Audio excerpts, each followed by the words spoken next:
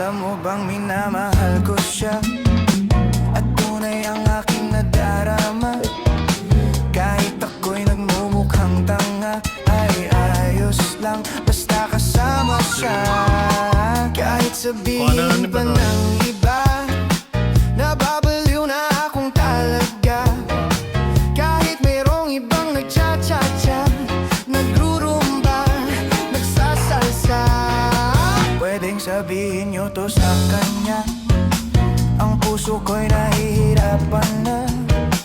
Ano pa ba ang pwede kong gawin na uubra upang maakit siya? Palagay kaya